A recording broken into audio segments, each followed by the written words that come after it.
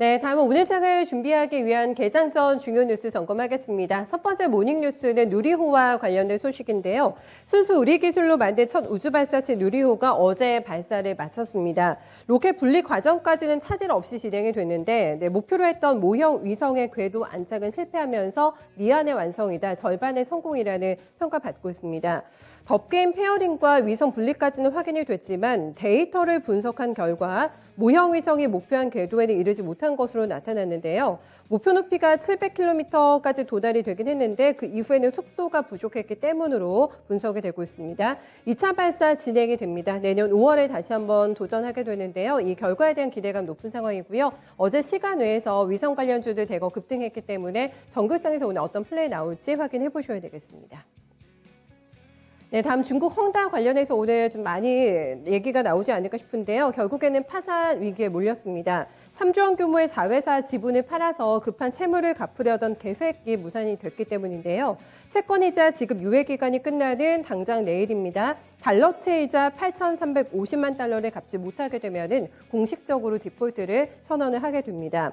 헝다는 다른 계열사 자산도 처분을 해서 자금을 확보하려고 했지만 진전이 없는 상태로 확인이 되고 있고요. 중국 당국에서는 헝다 위기는 통제 가능한 수준이라는 원론적인 입장만을 계속해서 반복하고 있습니다. 네, 이어서 실적 부분들 점검하겠습니다. KB 금융 실적 나왔습니다. 좋았는데요. 연간 순이익 4조 원 시대를 거뜬히 열 수 있을 것이라는 전망 나오고 있습니다.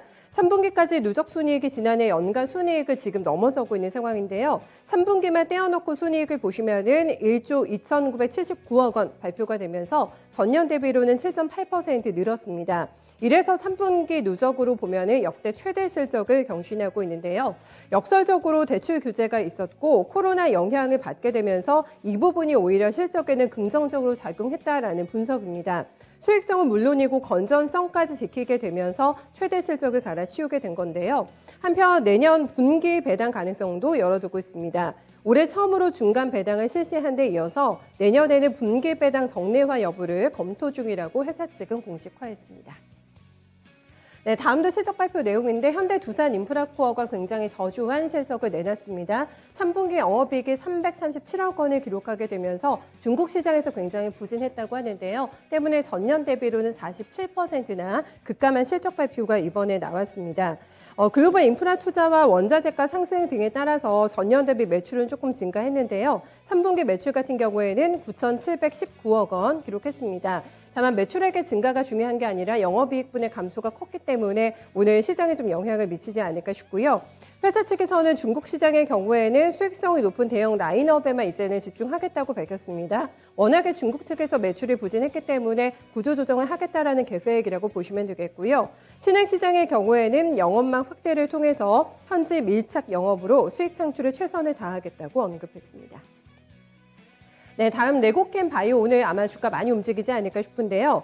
중국의 얀텐진과 항체 약물 복합제입니다. 네, ADC 기술 이전 옵션 계약을 체결했다고 어제 장 마치고 밝혔습니다.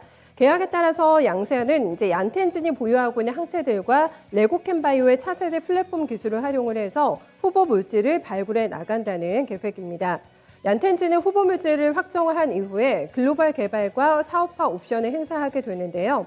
이 경우에 바로 레고캠 바이오가 합의된 기준에 따라서 최대 3억 6,300만 달러의 마일스톤을 받게 되고요. 별도의 로열티까지 받기로 이번에 합의가 됐습니다. 네, 마지막은 쿠팡 관련 뉴스입니다. 쿠팡이 보통주 5,877주를 주주 배정 방식으로 해서 유상증자를 결정하겠다고 발표했습니다.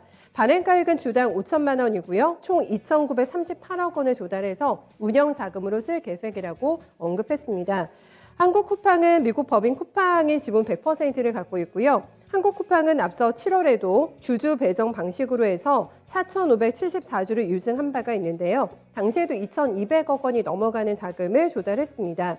이번 증자는 지난 3월 쿠팡의 뉴욕 증권거래소에 상장한 이후에 두 번째로 진행이 되고 있는데요. 자금 흐름을 조금 더 순통에 트이게 될지 확인해 보셔야 되겠습니다. 네, 이렇게 해서 오늘 장에 영향을 미칠 만한 뉴스들 점검해봤습니다.